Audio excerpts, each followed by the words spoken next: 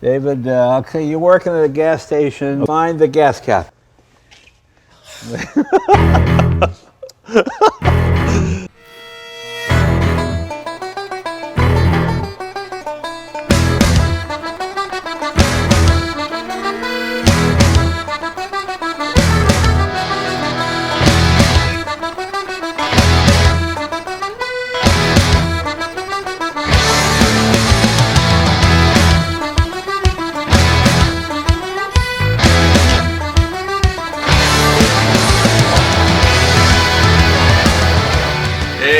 Yes, it's David Lee here, right?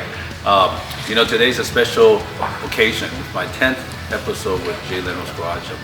And I really enjoyed my friendship with Jay, and we joke around and so forth. So today, to commemorate this, I have to wear the official Jay Leno Wranglers denim shirt. This is one of his.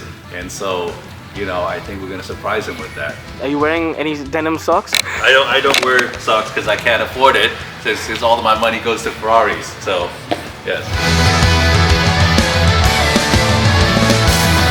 Do you recognize this as official Jay Leno's version? That is one of my shirts. Yeah. That's one of the 500 BT denim shirts. Exactly. Yeah.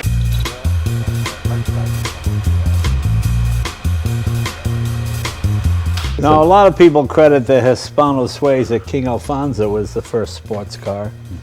I think this might win the prize for first sports car. This is a Mercer Race about. Prior to this, when they would put the biggest engine they could in a car, they put in a big 9-liter, even 14-liter engine. This was the first car to have a small engine, 5-liter, 4-cylinder. Small engine, small frame, small car. What it didn't do on the straights, it would more than make up for in the corners because it was nicely balanced car. With this car, what you do is you go to the race, you take these off, you'd unbolt the fenders, and then you went racing. It's what they call a T-head engine, which means the valves are on each side of the piston. They weren't particularly efficient, but they could run on any kind of gas that was available. And with the valves being far away on the outside, they stayed cooler, so you didn't burn a valve or the engine didn't go. Yeah, so a wonderful driving car, 4-speed transmission, a true 100-mile-an-hour car for 1913. 1913. Yeah, but quite fast, and I mean the favorite is the monocle windshield, as you can see. You sit behind this. Wow, look at that. That is incredible. A lot of fun to drive. Yeah. Pretty neat car, yeah. Wow. And how about the brakes? How did they stop? That's not so. You only have brakes on the rear wheels. You don't have brakes on the rear wheels? You use the pedal. There's a transmission brake, it's a foot brake, and there's a hand brake that locks up the rear wheels. Oh, okay. So you just lock up the wheels and you slide into corners. It's incredible. Oh, these are great. Here it is here. Back in 1964, that was the highest price ever paid for an antique car, $45,000. Wow. So you got to understand, people want what was hot when they were a kid. Yes, that's right. So in the 60s, if you were 60 or 70 in your 60s, this was the hottest car around when you were 9, 10, 11 years old. You know, in the same way, this was $45,000 when a Duesenberg was $25,000. Then as people got older and people remember these died off, and the Duesenberg became a more expensive car, you know, but that's kind of how it works. That is how it works. Well, this car here is a 1909 Baker Electric. People are always stunned to find out that they had electric cars before gas cars, which they did. And these were quite popular. It goes about 80 miles on a charge. But most people don't have electricity in their house. I mean, electricity was a mysterious, scary thing, you know. I mean, the Vendome Hotel in Boston was the first hotel to have electricity, and Thomas Edison himself put it in. And there are signs on the light switch. Do not be frightened by the electricity. Do not be afraid to touch the switch. Because people, they didn't know, you know. People still don't understand electricity. And back in those days, it was a huge deal. But this thing is actually pretty nice, you know. I mean, much like modern electric cars, it's zero maintenance. There's nothing to do. You know, that engine is exactly the way it was in 1909. It's beautifully hand-wound copper. And see, some clever things. These are electric lights. When 1909, most were still gas lamps. And leather was the carbon fiber of the day. See, this is, you've got this metal kind of skeleton under here, and then you stretch the leather skin over it, so you get lightweight, but with some durability, so you're not pushing a big heavy cart around. And these were sold as women's shopping cars. Women like these because you didn't have to crank them. Sure. So, and see, it has all the, it's got a women's powder thing here, for face powder and all this kind of stuff. But they're actually kind of cool. It's very frou-frou inside, as you can see. My wife likes this because we take this at Christmas time to go look at the lights and stuff, And the deer come right up to it and look right in the window. Wow. That's what my wife likes, because there's no smell, there's no noise, it's just silent, so it makes it kind of cool. I mean, this is curved glass, 1909. Man. So that's stuff they didn't really have. And you've got 6 batteries in the front and 6 batteries in the back. So you got 78 volts. Here's a car almost nobody has ever heard of. The Daimler Dart. Here are the SP250. Mm-hmm. Now this is about the ugliest car you could imagine. It's what happens when English design a car for America. Put fins on it now. Put chrome. Put the chrome on with a trowel. But the key to this car is it's fiberglass. And Edwin Turner, who designed the Triumph motorcycle, designed this engine. A 2.5 liter Hemi V8. Okay. Everybody goes crazy for Sunbeam Tigers, but this predates the Sunbeam Tiger by 5 or 6 years. 2.5 liter V8.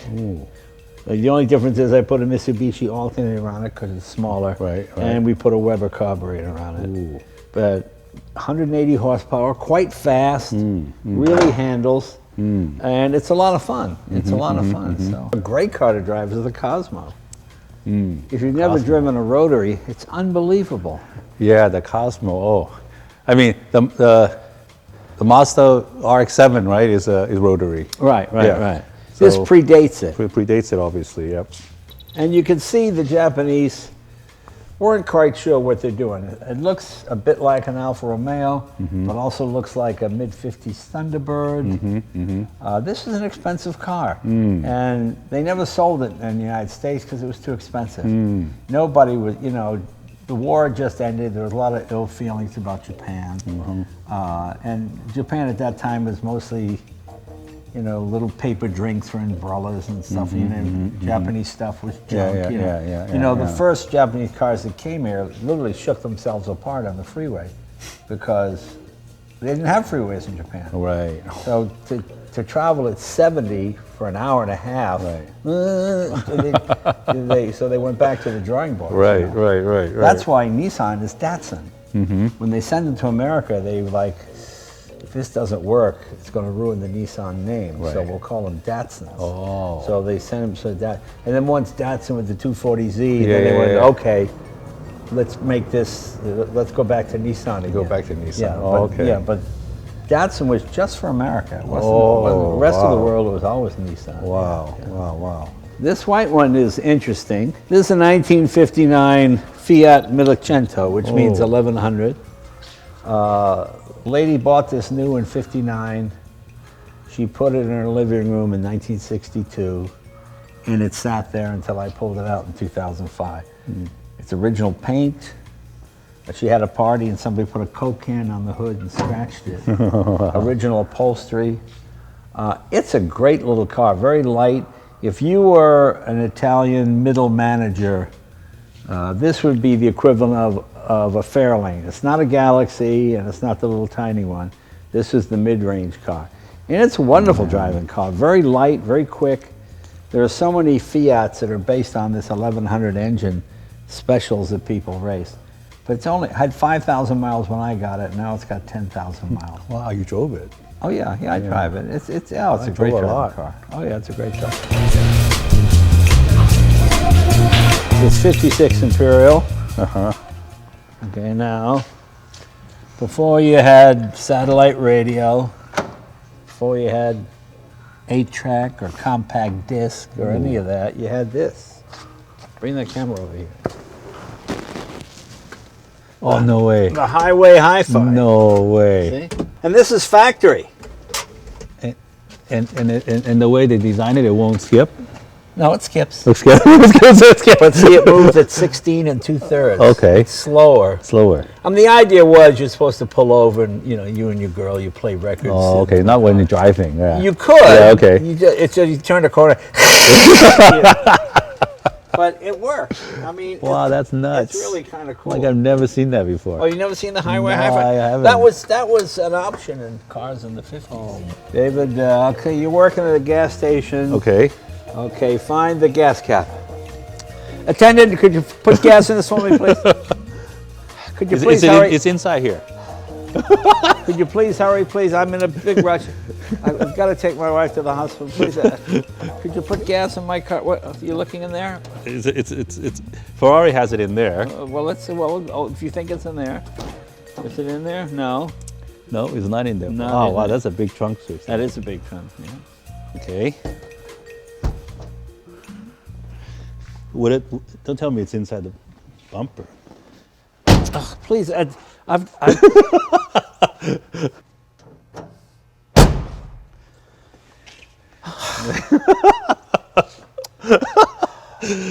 Mr. Leno, I There's know a you're gas late station across the street. Can you find it? Man, what the heck?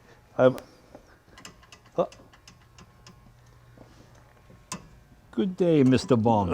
It was okay. Oh, Oh, look at that.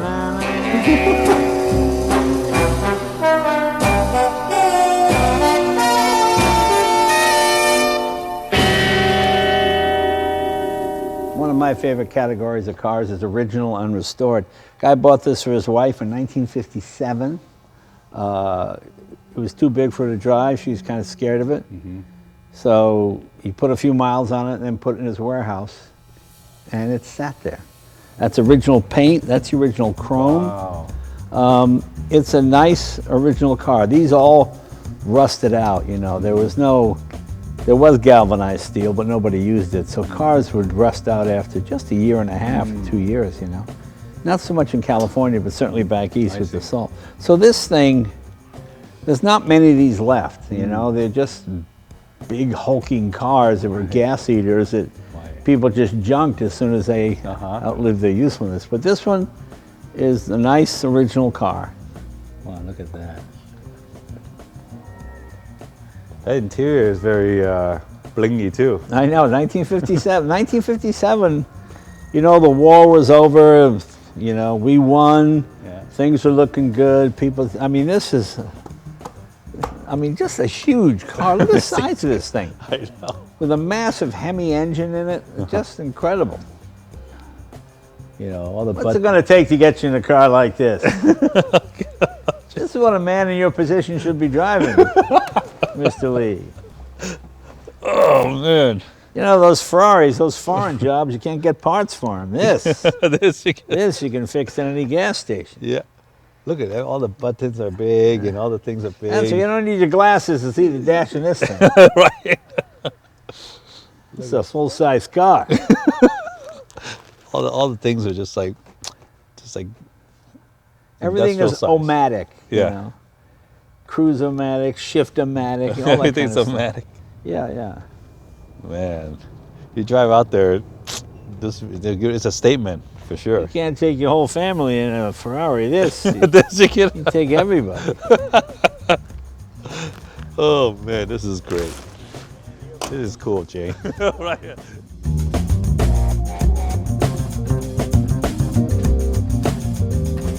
That one over there is one of my favorite vintage cars. I mean, the fun thing I like about this, this is one of the few gull wings you can do this.